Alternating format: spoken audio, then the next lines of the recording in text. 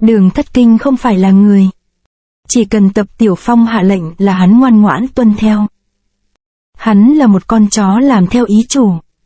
Chúng tôi bị trút bỏ y phục rồi bị quẳng xuống sông, đây là một vụ mưu sát. Tên Tập Tiểu Phong đó không phải là người mà. Một con quỷ điên cuồng. Nghe xong Thiết Thủ và Lãnh Huyết không khỏi trầm ngâm. Chuyện này chưa xong chuyện khác lại đến, thật là phức tạp quá. Xem ra chúng ta phải đến Tập Gia Trang một chuyến thôi. Tại Tập Gia Trang. Tập Gia Trang quả xứng danh là đệ nhất đại gia vùng Lưỡng Hà. Để gặp được Tiểu Phong chắc phải tốn khá nhiều sức. Thấy mấy con chó giữ cửa cũng đủ biết trang này không phải hạng xoàng. Hai vị đây ắt hẳn là Thiết Nhị gia và Lãnh Tứ gia. Sao họ biết chúng ta sẽ đến? Không cần đoán cũng biết. Hai vị xin mời vào trong. Hai người đi vào Gia Trang. Thiên Thu Tập gia. Tập Anh, Tập Hùng. Có bạn từ phương xa đến không gì vui bằng. Nghị vị thần bổ danh chấn thiên hạ ghé thăm, thật vinh hạnh. Có là bạn hay không để sau hãy nói, chúng tôi đến đây là vì chuyện công, phiền hai vị cho gặp trang chủ. Không biết là chuyện công gì? Mấy ngày nay Gia Trang có chuyện gì các hạ chắc rành hơn chứ? Có rất nhiều lời bịa đặt cho Tập Gia Trang, chỉ có những kẻ ngốc mới tin đó là sự thật mà thôi. Chính vì chưa rõ thực hư nên chúng tôi tới đây cầu chứng, mong nhị vị giúp cho. Nói xem. 7 ngày trước đây thần trí của trang chủ hơi thất thường, 6 ngày trước trang chủ vì cưỡng dâm bất đạt nên vung đao đả thương một ả A Hoàn. 4 ngày trước lại nghe tiếng kêu cứu của trang chủ phu nhân. Xin hỏi những chuyện đó có thật không? Dạ. Toàn là lời đặt điều bịa chuyện, không tin thì cứ xem chứng cứ. Cây dương vỡ ra những thỏi vàng ròng văng tung tóe khắp nơi. Đây là ý gì? Chút tâm ý của Tệ Trang, nhị vị đến đây chẳng lẽ lại về tay không? Món quà mọn này người bình thường tiêu 2 đời chưa hết. Chúng tôi không phải người thường, chuyện ở đây cũng không bình thường. Thiết Nhị gia nói quá lời rồi, Tệ Trang chủ chỉ vô tình gây ra 2 việc trên mà thôi. 3 ngày trước trang chủ có mưu sát em mình và một cô gái, tội ác này chỉ một hòm vàng thì sao mà xóa sạch cho được. Nếu vẫn chưa đủ thì thêm một hòm nữa vậy. Trong phủ còn bao nhiêu hòm vàng như thế này? Ý của Thiết Nhị gia là, Thiết mỗ không muốn làm phiền nhị vị, nếu mỗi câu nói lại mang ra một hòm vàng thì thật vô ích. Chi bằng chúng ta cứ nói thật với nhau đi. Chúng tôi muốn gặp Tập trang chủ. Giờ Tập Anh mới tin tứ đại danh bổ là người trung can, không thể mua chuộc được. Trang chủ chúng tôi là một người bình thường, nhưng lấy thỏi vàng này thì hơi cổ quái. Rất đáng để thiết bị ra xem. Muốn động võ à? Có thể làm chảy thỏi vàng, hèn chi dám thị nghi với nhị sư ca. Nếu đây không phải là vàng, mà là 2 cái đầu người thì thật khó tưởng tượng đúng không? Vàng là chết, người là sống, há có thể so sánh như thế được thu về đi. Muốn trả về à? Không chỉ có thế. Tập Anh không ngờ sức mạnh trong đỉnh vàng lại mạnh đến vậy. Tập Anh thấy nội lực của Thiết Thủ quá kinh khủng thì không khỏi thất kinh, mặt mũi xám xịt. Thiết Nhị gia quả là danh bất hư truyền, lão nhị đã múa rìu qua mắt thợ rồi, thật là đáng tiếc. Không phải tự thấy xấu hổ. Từng nghe vậy Huyết tứ gia rất giỏi về chữ nhanh, vậy các hạ nói xem một chớp mắt là bao nhanh? Không nói được. Vậy các hạng thử chớp mắt xem. Nếu lấy đỉnh vàng là đầu các hạ, thì trong chớp mắt các hạ sẽ chết bao nhiêu lần? Thất hồn đao pháp quả nhiên lợi hại. Chỉ tiếc vẫn chưa đủ nhanh. Hừ, kiếm của ta xuất ra thì không ai kịp chớp mắt. Sức chịu đựng của ta có giới hạn, mau gọi Tập Tiểu Phong ra đây. Hừ, tiểu bổ khoái miệng còn hôi sữa mà dám. Muốn gặp trang chủ thì phải qua ải này. Thất hồn đao pháp, cản trở người làm công vụ, chống đối mệnh quan triều đình. 2 tội danh này đủ để ta trừng trị rồi. Ngay lúc này, có người lao tới cản lấy đường nhuyễn kiếm của Lãnh Huyết. Thế tới hung mãnh, Lãnh Huyết buộc phải hất văng kình lực của người này lên mái nhà. Mọi người đều là người trong giang hồ, chỉ vì một chuyện nhỏ này mà làm tổn thương hoài khí thì thật đáng tiếc. Chúng tôi ăn cơm của Gia Trang thì phải bảo vệ Gia Trang. Mong nhị vị hãy nể mặt tôi chớ làm mất đi hòa khí. Thân pháp cực nhanh nhưng không đáng sợ bằng chỉ pháp, một đối thủ đáng gờm. Nếu tôi đoán không làm thì các hạ là Đường đại tổng quản phải không? Được bằng hữu giang hồ nhận ra nếu là tôi chắc đã không có bản lĩnh đó. Cửu mệnh tổng quản, Đường Nhất Kinh. Nhưng với Đường tổng quản thì chẳng có việc gì là không làm được. Vì vậy đưa chúng tôi gặp trang chủ chắc là nhiệm vụ của các hạ. Nhị vị có thể không truy cứu những chuyện xảy ra ở tập gia trang có được không? Mong đại tổng quản lượng thứ, Thiết Mỗ không thể làm được. Nhưng hiện tại thì trang chủ không tiện tiếp hai vị. Là ý của Tập Tiểu Phong à?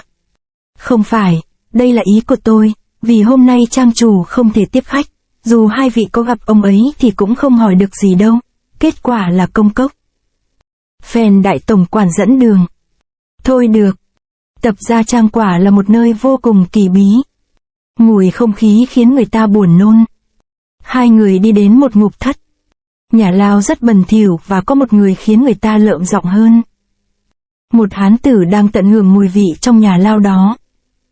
Ngũ ngục đều ở đây, ha ha, đây là Thái Sơn. Chắc các vị đã hiểu tại sao tôi không cho người ngoài gặp trang chủ. Trang chủ chúng tôi điên thật mất rồi. Một người đang tập luyện võ công với ba võ sĩ.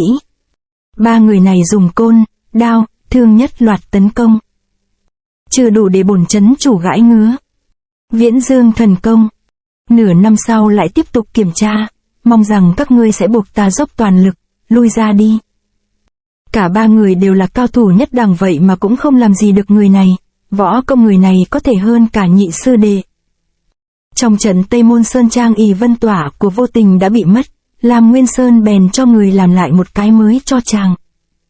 Nếu không chứng kiến thì sao có thể tin được có người như vậy.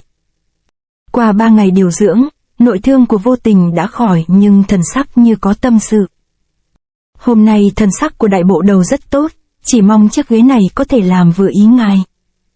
Đông Đường chủ khách sáo quá, sự quan tâm của các vị đã làm Vô Tình này rất cảm kích.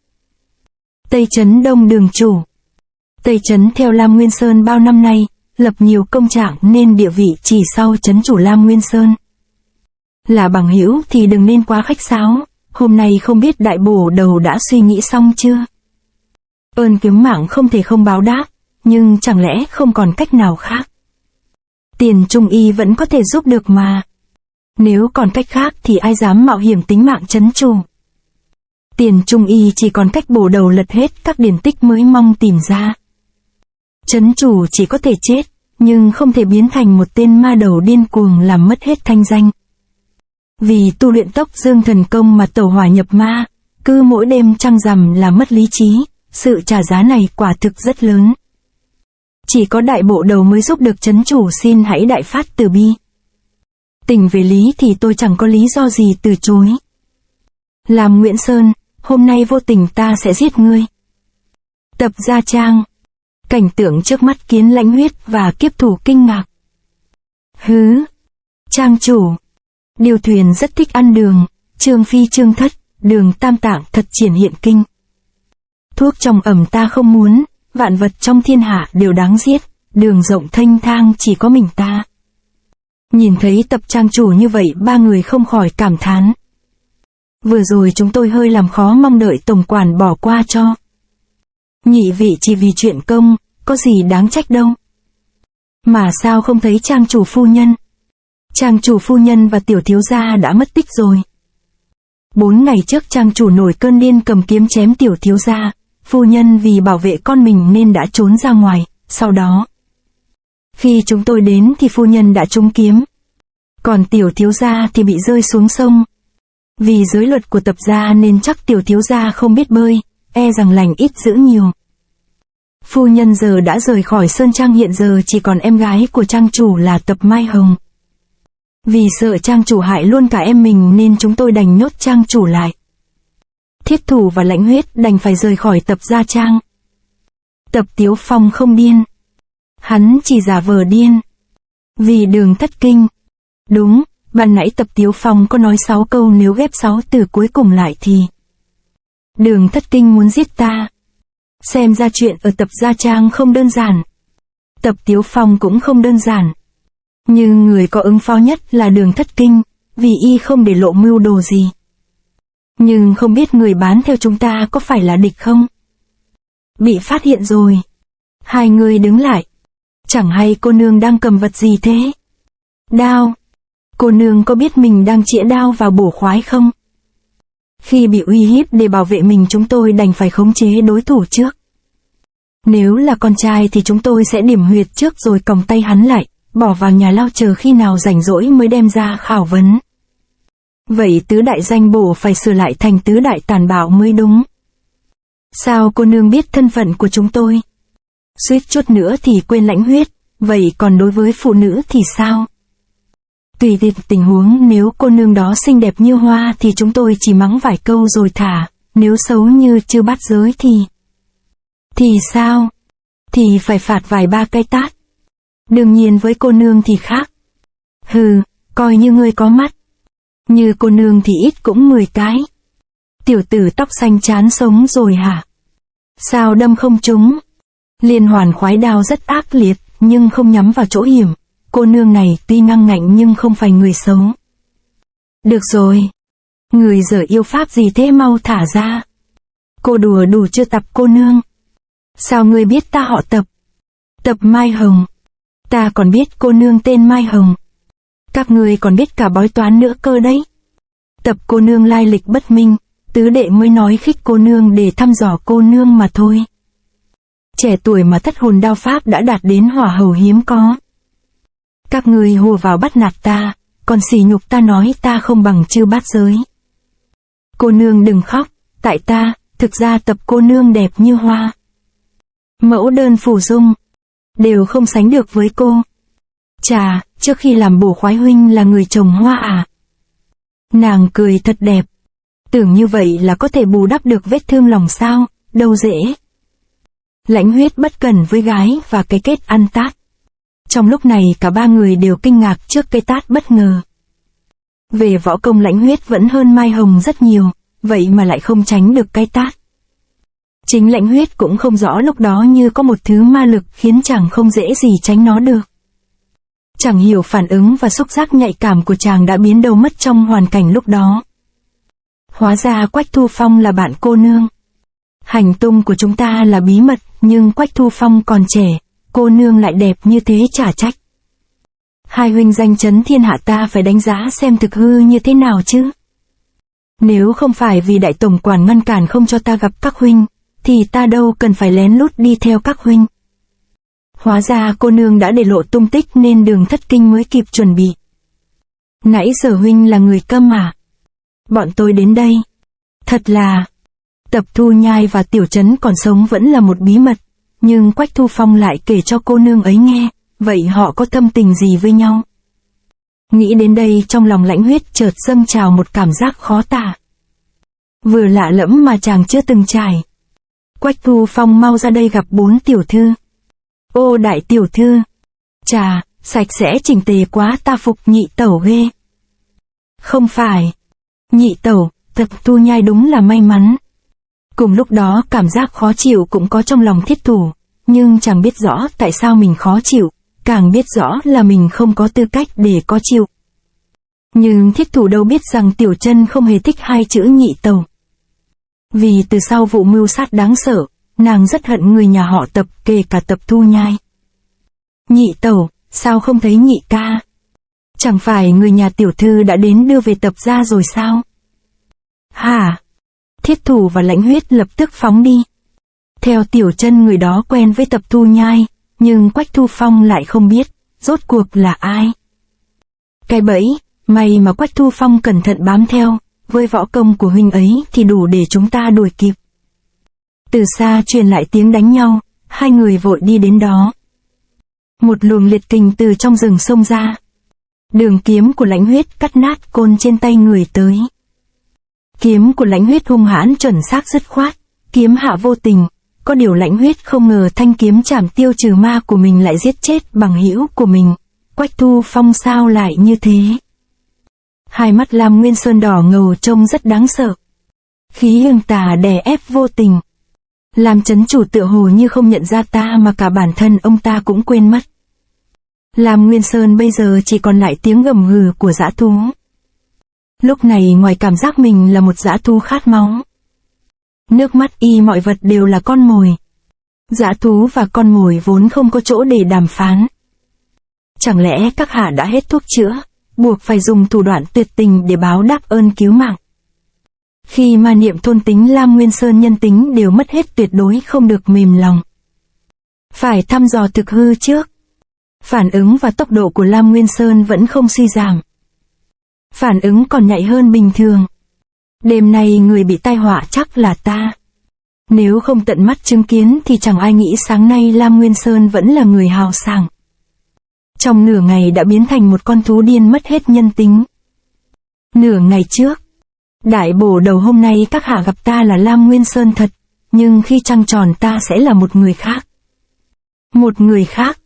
Một Lam Nguyên Sơn khát máu hung tàn cuồng bạo. Mấy năm gần đây Bắc Thành có chiều hướng phát triển, ta làm sao có thể để cho ba Vũ đè đầu cưỡi cổ được. Mấy tháng nay mỗi khi trăng tròn cuồng tính của ta lại nổi lên như một con dã thú làm hại người khác. Tháng trước nếu không có tứ đại đường chủ thì chắc ta đã làm một chuyện không thể cứu vãn. Vì ta nôn nóng luyện thành Tốc Dương Thần Công nên bị tàu hỏa nhập ma. Đúng, Trấn chủ muốn đại bộ đầu tiêu diệt một Lam Nguyên Sơn tà ác. Nếu chỉ để giải thoát thì đâu cần phải mượn tay người khác, bên trong chắc có ẩn tình. Bạn mở đầu quả thông minh, đó là chữa sát. Có ẩn tàng một con đường sống. Ta đã tìm ra cách giải trừ, nhưng nhất thiết phải cần một cao thủ sử dụng ám khí. Mỗi khi trấn chủ lên cơn khí tà trong cơ thể sẽ tỏa ra ngoài qua 9 đại huyệt. Chỉ cần khai phá được 9 đại huyệt này đúng lúc trấn chủ sẽ hồi phục. Nhưng nếu ra tay không chính xác thì sao? Thì cả Lam Nguyên Sơn chính là ta đều tử vong. Trong thiên hạ người sử dụng ám khí xuất thần nhập hóa chỉ có Thần Bổ Vô Tình. Hắc khí không ngừng chuyển động ngày càng dày đặc. Lam Nguyên Sơn cuồng nộ, vô tình nhìn thấy luồng hắc khí phát ra. Thật đáng sợ, hắc khí trùm lấy Lam Nguyên Sơn. Nét mặt hắn càng trở nên hung hãn. Lam Nguyên Sơn tàn ác, mau chịu chết đi. Ám khí tứ tuyệt, phong hoa tuyết nguyệt, phong trung vũ. Vô tình canh đúng thời điểm phóng ám khí vào Lam Nguyên Sơn. Lãnh Huyết xuất kiếm đoạt mệnh, nhưng không ngờ lại đâm trúng Quách Thu Phong. Chàng cảm thấy đau đớn hối hận vô cùng. Lãnh Huyết, có cơ hội rồi. Lãnh Huyết rối loạn tâm thần nên không làm lại bị tấn công. Xích thủ hung quyền, ngọa hổ tàng long. Ai đó? Mẹ kiếp hỏng rồi. Muốn bỏ trốn hả? Đâu dễ. Đừng tưởng lão tử sợ ngươi. Cầm thủ côn pháp, chẳng lẽ đây là Đoạn Vạn Đô? Thập lý kinh lôi lập tức được thiết thủ thi triển. Lãnh Huyết định thần nhìn lại mới phát hiện thi thể Quách Thu Phong đầy thương tích. Ngực Thu Phong còn bị một vật cứng đâm vào. Chứng tỏ đã bị giết trước chứ không phải do lưỡi kiếm của ta. Tiểu nhân bị ổi, dám dùng thi thể người khác để đặt bẫy hại người. Quách huynh, đệ sẽ báo thù cho huynh. Hãy yên nghỉ đi. Hừ, xông vào. Lửa giận của Lãnh Huyết như trút hết lên người Đoạn Vạn Đô. Đây là nhân chứng quan trọng, phải giữ lại lấy khẩu cung.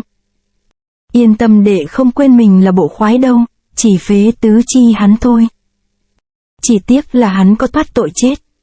Giống như Nhạc Quân lần trước hắn đã tự vẫn. Sau rừng trúc, phong hỏa đài. Dưới đài ngồi ngang những xác chết. Trong đài tiếng binh khí vọng ra. Tập Thu Nhai. Tiểu sử chỉ biết mấy ngón võ mèo què. Đứng lại đây, chó cùng dứt dậu, đồng quy ư tận đây. Kết liễu hắn đi tránh để đêm dài lắm mộng. Tiểu tử xem đây. Tập Thu Nhai cũng toàn lực phản kích. Không biết lượng sức. Cây búa tạ nặng ngàn cân trong tay hắn tử này lại nhẹ như không. Bỗng một cánh tay mạnh mẽ kịp thời chặn chùy lại. Sao lại thế? Đừng xen vào chuyện người khác. Đồ sâu bọ, toàn là lũ không ra gì. Thiết thủ giật phăng vải bịt mặt của tên này. Hắn là người hay quỷ? Hắn là một bổ khoái sắp chầu Diêm Vương. Thu Nhai huynh có sao không? May mà hai vị đến kịp. Căn cứ vào vết thương chắc chắn là ba tên đó gây ra. Đúng, Quách bổ đầu cũng là do chúng giết hại, còn tôi thì lại đây để tìm viện binh. Không ngờ chúng đuổi kịp, tất cả vệ binh đều chết thảm. Thiết Thủ và Lãnh Huyết đã hiểu cả sự việc là một cái bẫy, mà Tập Thu Nhai là con mồi. Lãnh Huyết nhớ đến cái chết của Quách Thu Phong, tay kiếm chàng chợt rung lên. Trên giang hồ, người sử dụng cây búa làm vũ khí chỉ có đại lực thần Lữ Trung. Lão già chính là Lữ Trung. Vậy hai vị kia chắc hẳn cũng phải là nhân vật nổi tiếng trên giang hồ. Đương nhiên họ chính là... tên đánh động có lẽ là người cầm đầu. Tên này giấu đầu lòi đuôi, nghe giọng thấy quen quen. Lấy việc chính làm trọng, người muốn nói nhảm thì tí nữa nói với thi thể này. Người này là phụ nữ. Lão tử nghe theo lời ngươi là được chứ gì. Nhưng đừng có tranh giành, tên này là của ta. Sư đệ còn may mắn hơn ta. Vận may của đệ là vận xấu của bọn chúng. Lãnh Huyết tức giận xuất chiêu tới tấp. Phải hợp lực lại mới hạ được Lãnh Huyết. Thiết Thủ vẫn nhẹ nhàng hóa re chiêu thức. Hôm nay lão tử không giết được ngươi thề sẽ không làm người. Con cháu ác kình ác tướng như ngươi thật đáng xấu hổ với tổ tông. Chuyển lôi kích. Cái búa lớn đang nhắm đầu Thiết Thủ bổ xuống. Xích thủ hung quyền. Thiết hoạch ngân câu. Cường lực còn mạnh hơn lúc nãy, không thể xem thường được. Bên này Lãnh Huyết phải đấu với hai người. Mỗi thế chảo của người đàn ông đều rất nguy hiểm. Còn người phụ nữ thì nhanh nhẹn di chuyển không ngừng đột kích. Phải giải quyết tiểu tử này, nếu không để Thiết Thủ tiêu diệt Lữ Trung thì càng khó đào thoát. Người phụ nữ hình như hiểu ý nên xuất chiêu càng ác liệt. Quỷ gốc thần hiệu. Cái quạt răng cưa vù vù tấn công Lãnh Huyết. Cơ hội đến rồi. Trúng chảo. Lãnh Huyết rung động, cổ tay nhuyễn kiếm như linh xà phản kích. Tiểu tử này dám bạt mạng. Thân pháp của người bịt mặt tuy nhanh nhưng cũng trúng vài kiếm. Tiểu tử này sắp phát cuồng rồi, phải giải quyết lẻ. Lại tập kích. Người phụ nữ bịt mặt cũng không ngờ Lãnh Huyết lại có thể phản kích. Hình như hắn không hề biết đau. Hai người đừng dừng tay, tiếp đi. Lãnh Huyết càng đấu càng hăng, người bịt mặt cũng không dám mạo muội. Bên này Thiết Thủ vẫn luôn nhẹ nhàng tránh né Lữ Trung. Chỉ tránh né sao gọi là anh hùng được. Tảo Thiên Sơn là người nói đấy nhé. Cây lúa lớn bị vỡ ngón tay Lữ Trung gãy nát. Một tên bịt mặt thấy vậy liền lao tới. Muốn đến hộ giá hả? Nhưng hành động của tên này khiến Thiết Thủ bất ngờ. Người bịt mặt đã không cứu người mà còn giết người diệt khẩu rồi bỏ chạy. Cả người mình cũng không tha, không bằng cầm thú. Người phụ nữ bịt mặt muốn rút lui nhưng đâu dễ. Chỉ còn một con đường sống. Thắng bạn chưa phân sao bỏ đi được. Cút ngay. Vũ khí bị mất, người phụ nữ bịt mặt vội cướp đường chạy. Nhưng Lãnh Huyết đâu dễ buông tha. Lãnh Huyết huynh đó Quách Thu Phong huynh ấy. Không ngờ Tập Mai Hồng đến, Lãnh Huyết vội trùng tay. Ta chỉ muốn rút lui an toàn, đừng bức ta. Hình như cô nương đó đã bị phong đấy huyệt đạo. Hãy lựa chọn đi. Được thả cô nương đó ra, bọn ta sẽ không làm khó ngươi nữa. Để đề phòng các ngươi lật lọng ta cần một số đảm bảo. Lời Thiết Mỗ bằng ngàn vàng, cần gì phải đảm bảo. Ta chỉ cần mỗi người một cái chân. Nhưng điều kiện này làm sao hai người đáp ứng được. Nội trong 3 tiếng, nếu không có thì ta cho cô nương này hóa kiếp. 1, 2. Ôi! Tiếng thét thất thanh làm người bịt mặt giật mình quay đầu nhìn lại. Nhưng lập tức nhận ra đó là sai lầm. Vì vĩnh viễn không quay đầu lại được. Chỉ muốn nhìn rõ mặt kẻ đã đưa mình đến chỗ chết. Nhưng chỉ tiếc là không kịp. Tiểu Chân, Tập cô nương có sao không? Lãnh Huyết nội giải huyệt đạo cho Mai Hồng. Hai người kề sát nhau chợt cảm thấy như có luồng điện chạy qua. Khụ khụ. Không ngờ cô nương nhỏ bé lại lớn rộng ghê. Chúng tôi luyện võ nửa đời mà cũng không bằng cô nương được. Bái phục. Tiểu Chân cũng không giấu được nụ cười. Tiểu Chân là cũng đến à? Nàng không sao chứ, suýt chút nữa là ta không còn gặp lại nàng rồi. Sao nàng lại xuất hiện ở đây? Tam tiểu thư bảo có thêm người là có thêm sức mạnh nên tôi mới tới đây. Hóa ra Mai Hồng cứ tưởng đao pháp của mình bất phàm nên quên lời dặn của Thiết Thủ chạy đến đây. Chỉ tiếc là Quách Thu Phong huynh ấy. Thiết Thủ cũng không biết phải an ủi như thế nào. Chỉ biết mở khăn bịt mặt của người phụ nữ này để hiểu rõ là ai. Đó là một thiếu phụ rất xinh đẹp. Sao lại là đại tẩu? Hả, là Tập phu nhân. Theo ta biết thì cô nương này có một thân thế nữa là Thiết Phiến Dạ Xoa Lê Vũ Lộ. Không thể nào huynh có nhầm không? Mấy năm trước tôi có phụng mệnh bắt cô ta, nhưng cô ta đột nhiên mất tích, thì ra là hóa thân thành Tập phu nhân tôn quý. Tôi chỉ biết đại tẩu họ Lê, hôn sự giữa đại ca và đại tẩu là do đại tổng quản tác hợp. Hay lắm, hàng loạt vụ án xảy ra và chuyện nhị trang chủ bị truy kích đều từ một đầu mối. Rốt cuộc Tập Tiểu Phong giả điên và Đường Thất Kinh ai mới là thủ phạm, xem ra phải tới Tập gia trang thêm một chuyến. To be continued.